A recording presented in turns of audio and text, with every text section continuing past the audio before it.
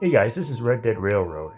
I just recently bought a new locomotive and I thought it'd be fun to do another unboxing and review like the Rapido 44 tonner I did. And this is an engine a lot of you might actually be familiar with and some of you may even own. So I figured why not, let's do another one. And that engine in question is the Athearns 260 Mogul. So let's get into it. These are sealed here, so I'm going to take this knife that's kind of dull. God, that knife is so dull. Come on.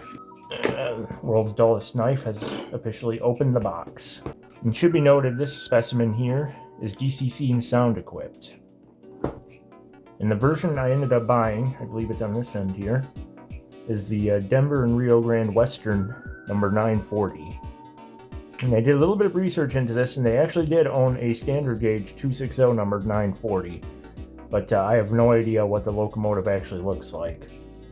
These 260s and even the 280s and 440s that they did of this locomotive range are all pretty generic. They all use the same boiler and domes and everything. The only things that they really change out for the models is the fuel load and the headlights.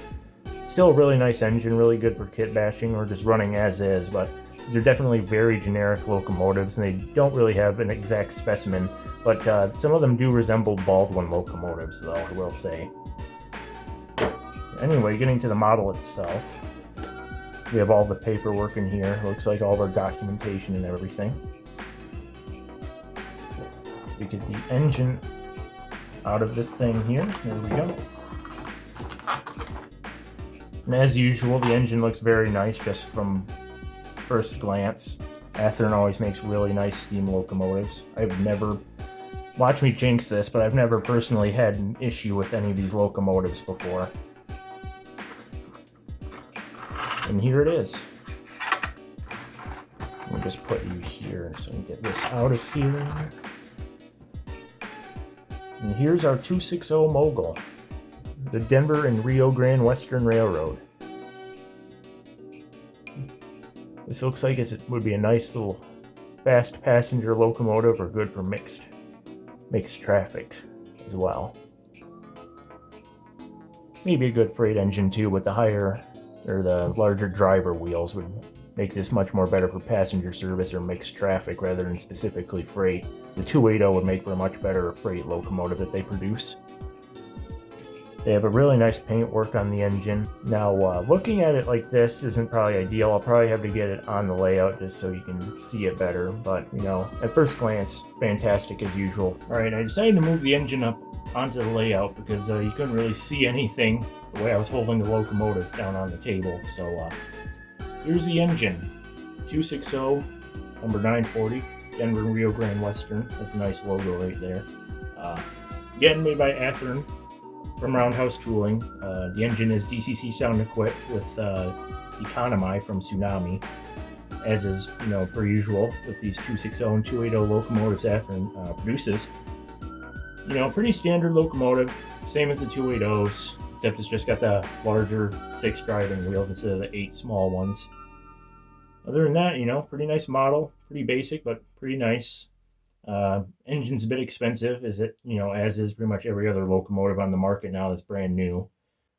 The engine, though, is rather nice still. They are still keeping the quality up with these locomotives. The only thing I really wish they'd do is at least paint these wires down here. They kind of stick out like a sore thumb, but, you know, it's an easy thing to remedy on your own. But, you know, great engine as is or for kit bashing. Anyway, though, let's get some power to the locomotive and hear how it sounds like.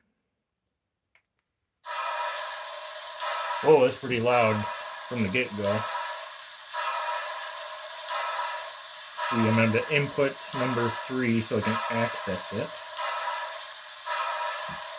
Alright, now the Economy decoders have a lot more functions than the old basic Tsunami sound value decoders, which were popular with Bachmann locomotives particularly. They have a lot more functions, and I'll go through those really quickly. F1 is the bell. F2 is the long whistle. F3 is the short whistle. F4 is steam release, or steam hissing from the cylinders.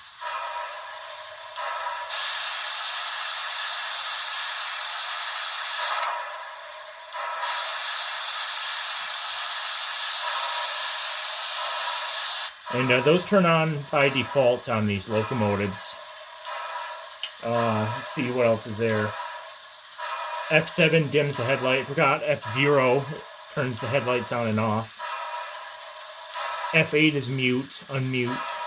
F9 turns off the chuffing, so it just turns into a drifting sound for the locomotive, and you hear the rods clanking. F10 turns the chuffing back on. F11 is for brakes. I believe F13 is coupler clank. Yep. F14 is switching mode, and F15 is the grade crossing.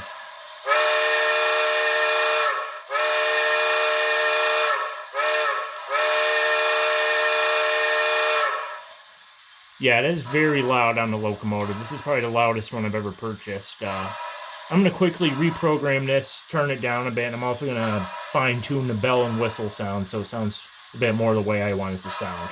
I'll be right back. Alright, I've got the engine reprogrammed a bit, and I've also turned the volume down because I like to personally have functional hearing. So, anyway, I've changed the bell and whistle. I believe I'm not sure where the bell is from, but I turned it into an air ringer. And the whistle, I think, is actually from a Denver and Rio Grande locomotive. I believe it's one of the K36s. It's like 486, 487, 488. It's one of those K36 locomotives. But here's what it sounds like now.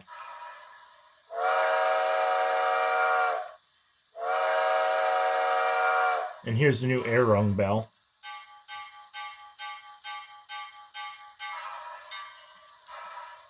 Anyways, though, I forgot to turn on the headlights, but there actually is, since this is Tsunami Economy, there actually is a dynamo sound, and the headlights actually do slowly turn on, like an actual dyno headlight. Now, I haven't broken the locomotive in yet. That's going to take, like, probably an hour, hour and a half, because I like to make sure that these are properly broken in before I start running them. But the engine actually runs really smooth as is without breaking it in. But I'm still going to break it in just to make sure that the gears are all properly meshing and everything. So we have a nice smooth running locomotive that lasts a bit longer than if I wouldn't break it in. Anyways, here's it just moving forwards and backwards a little bit.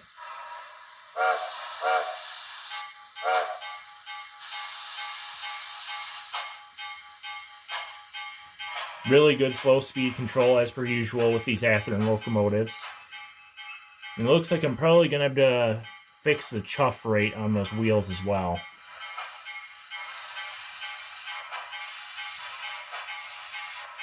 Yeah, I'm going to need to adjust the chuff rate a bit so I can get a proper 4 chuffs per revolution.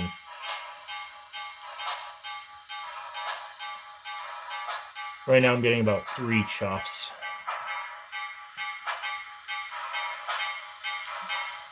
I'll turn the bell off because it's probably getting mildly annoying now.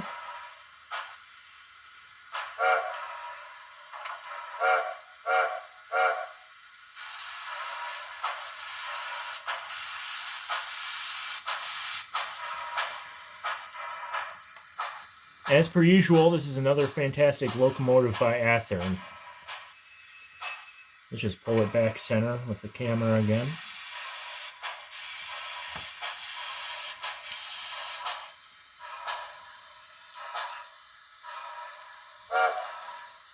Yep, I definitely think I could recommend the locomotive.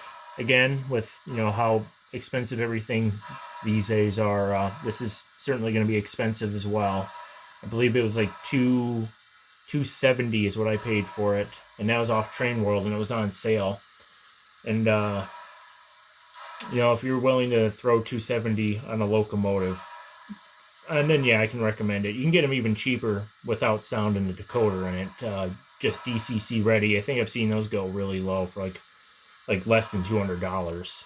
Much less than $200. I've actually seen the DCC ready ones go. But if you want the sound package and everything, then you can expect to spend at least $270 on this.